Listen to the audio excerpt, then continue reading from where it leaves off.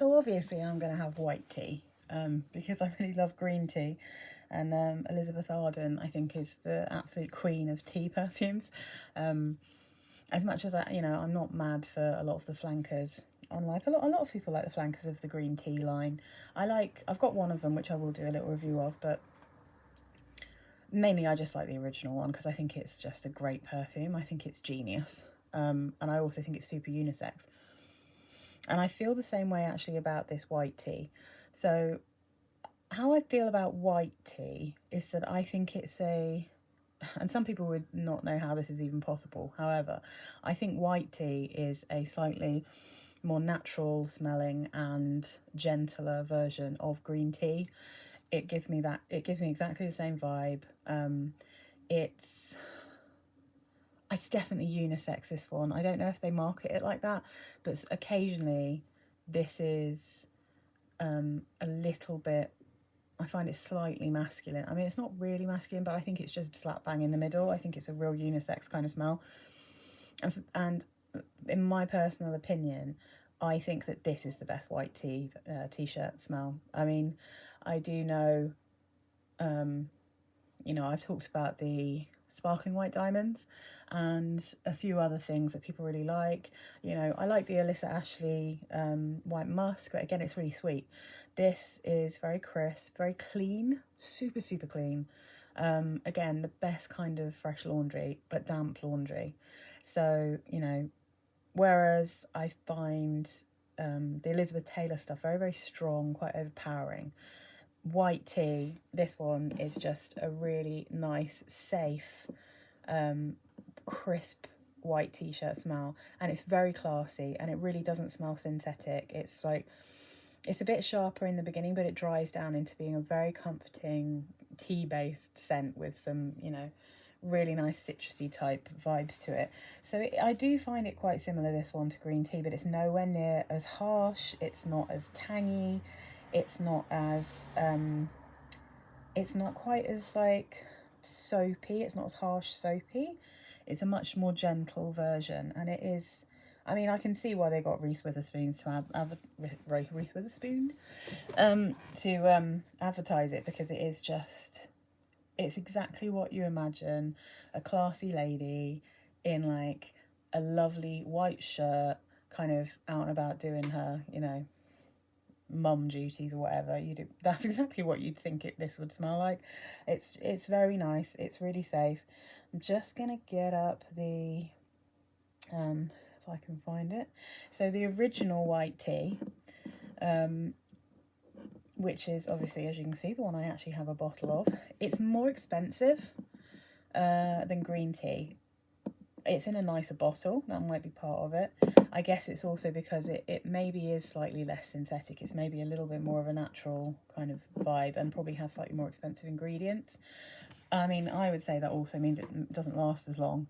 So this is relatively fleeting, this one. But it is a perfect skin scent probably for that exact reason.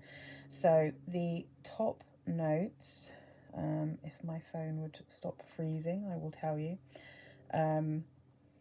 There's quite a few different perfumers named on this one, I can tell you that much. Oh my goodness, sorry about this.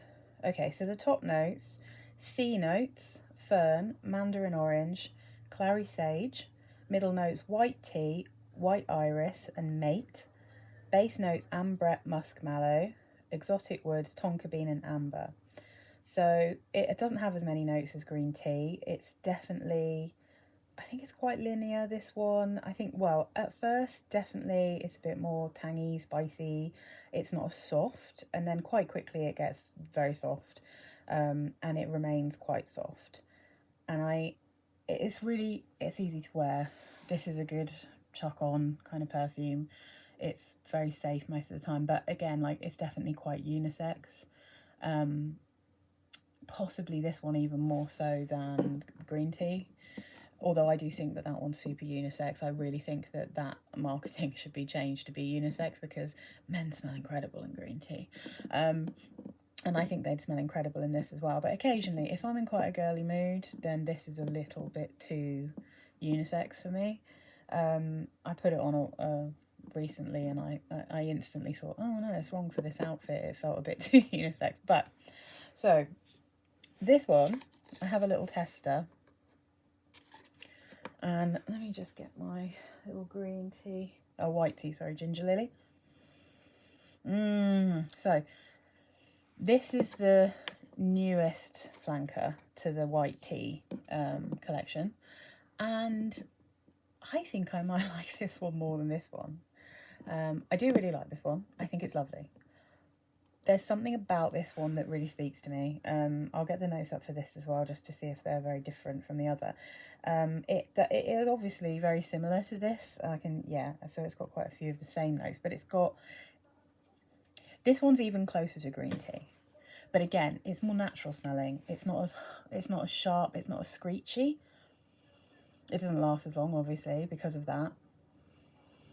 It's a softer and more gentle vibe of green tea. I think there is actually ginger in green tea, and there's more citrus in this one, so that's probably where that's coming from. So it doesn't even mention tea in this one, but I'm pretty sure there is still tea in it. It still smells, these are notes that have been put on top of this.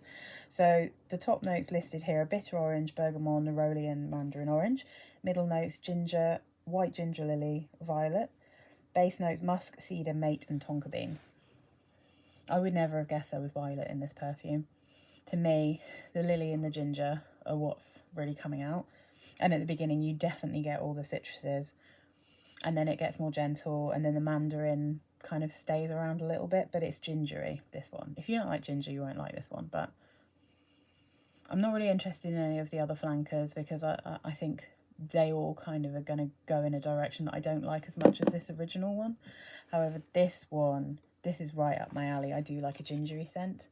And again, this one, I think it's still quite unisex, but it's definitely a bit sweeter, I think, than the original white tea. So it's a little bit less cologne-y than this one.